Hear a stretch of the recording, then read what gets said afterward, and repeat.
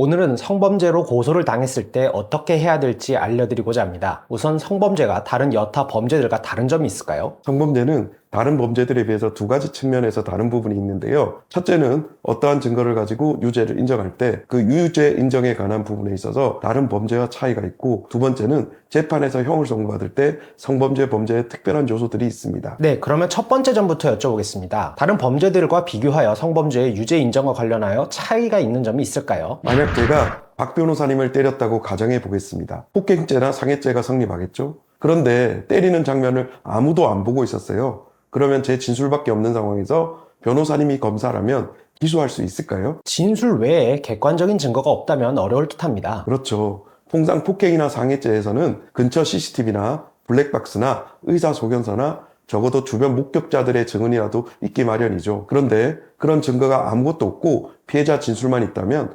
웬만해서는 공소유지, 즉 기소를 해서 재판을 끌고 가기가 쉽지 않을 겁니다. 그런데 성범죄는 조금 다릅니다. 보통 성범죄는 둘만 있는 은밀한 공간에서 이루어지는 경우가 많습니다. 그래서 과거에는 피해를 입은 사람의 진술만 있고 다른 객관적 증거가 있을 가능성이 거의 없었죠. 그래서 진술에 객관적 증거가 없다는 이유로 무죄가 나오는 경우가 상당히 많았습니다. 그런데 여성 인권을 옹호하는 단체를 중심으로 성범죄 특성을 제대로 파악하지 못하고 형사재판이 너무 형식적으로 이루어지는 거 아니냐는 지적이 계속되었습니다. 그 결과 피해자가 일관되게 진술을 하고 있으면 다른 객관적인 증거가 없더라도 바로 유죄가 인정되도록 판단하는 경향이 있습니다. 그런 측면에서 성범죄는 다른 범죄들과 다른 특수성이 있다고 볼 수 있습니다. 합의 여부도 재판의 결과에 영향을 미칠까요? 네, 합의 여부도 중요하죠. 성범죄로 기소되면 판사가 피해자의 진술이 일관되는지 우선 판단하고 그 과정에서 피해자가 합의가 되었는지를 검토합니다. 만약 합의가 안 됐다면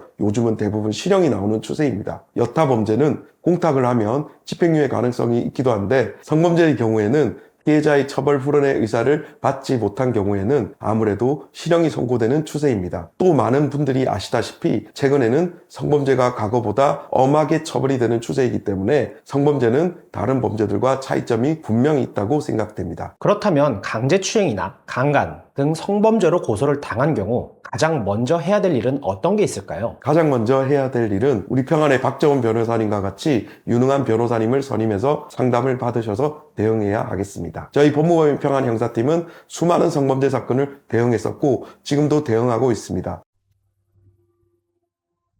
우선 정보공개 청구를 하여 피해자가 어떻게 고소를 했는지 고소장을 열람 등사 신청하는 게 급선무입니다. 네, 정보공개 청구를 해서 고소장의 내용을 알게 되면 어떠한 이점이 있을까요? 정보공개 청구를 하면 내가 언제 어디서 어떠한 행위를 했는지가 고소장에 적시되어 있습니다. 그래서 내가 실제로 이 시간 또는 이 장소에서 그런 성범죄를 했느냐 안 했느냐를 기억해보고 방어할 수단을 강구해 볼 수 있습니다. 예컨대 만약 고소장에 적힌 시간에 다른 장소에 있었다 또는 그 시간에 다른 것을 하고 있었다는 사실을 증명할 수 있다면 알리바이가 있기 때문에 무죄를 주장해 볼 수 있을 겁니다. 그리고 만약 그 시간에 정말 고소장대로 내가 한 행위가 맞다고 하더라도 상대방과의 합의를 도모해 볼 수 있다는 점에서 고소장 열람 등사는 꼭 필요한 절차고 제일 먼저 해야 될 절차라고 볼 수 있습니다. 그렇다면 이제 변호사님께서 성범죄와 관련해서 성공하신 사례 몇 가지를 소개해 주실 수 있을까요? 박정훈 변호사님과 같이 수행했던 사건도 많지만 오늘은 방금 말씀드린 고소장 정보공개 청구를 통해서 고소 사실을 확인하고 면밀히 검토하여 불송치 결정을 받은 사례와 유죄 판결은 받았지만 집행유예 판결을 받은 사건 두 가지를 설명드리고자 합니다. 먼저 사건에서는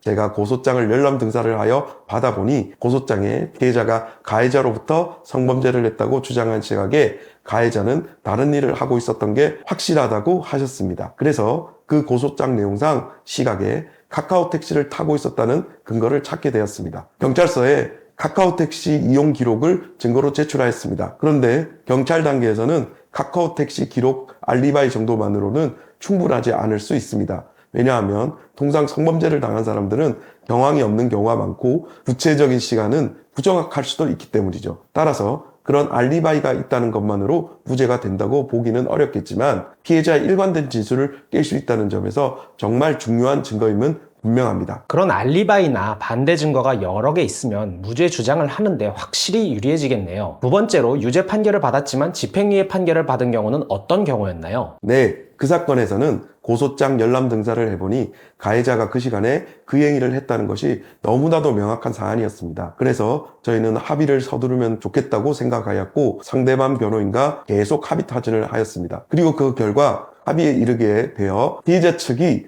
처벌 불원서를 재판 단계 초반부에 제출하였습니다. 합의서가 제출되자 법원에서도 집행유예 판결을 하였던 사안이었습니다. 어찌됐든 통상 피고인들이 원하는 것은 실형을 면하는 것이니까 두 경우 모두 성범죄에 있어서는 성공 사례라고 볼 수 있을 것 같습니다. 그럼 성범죄 고소가 들어오면 우선 합의부터 시도하는 것이 맞을까요? 아니요, 꼭 그렇지는 않습니다. 아까 말씀드린 것과 같이 우선은 고소장 열람 등사가 가장 우선입니다. 그런데 고소장을 봤을 때 내가 그 시간에 그 일을 한 게 확실하다라는 생각이 들면 사람 마음이 급해져서 주의 말을 듣고 합의를 서두르는 경우가 있을 수 있습니다. 그런데 급한 마음에 상대방에게 합의를 종용하거나 강요하게 되면 피해자와의 사이가 더 안 좋아질 여지가 충분히 있고 경우에 따라서는 2차 가해가 될 여지도 있습니다. 그래서 그런 경우를 대비하여 통상 합의를 추진하실 때에는 본인이 직접 하지 마시고 변호사를 선임해서 상대방 변호사와 변호사끼리 얘기하도록 하든지 우리 변호사를 통해서 피해자와 얘기하도록 하시는 것이 그러한 위험을 피하는 좋은 방법이라고 생각합니다. 저희 법무법인 평안 형사팀에는 저희 둘 외에도 경험 많고 실력 있는 변호사님들이 아주 많습니다. 성범죄로 고소를 당하신 분들은 저희 법무법인에 문의를 주셔서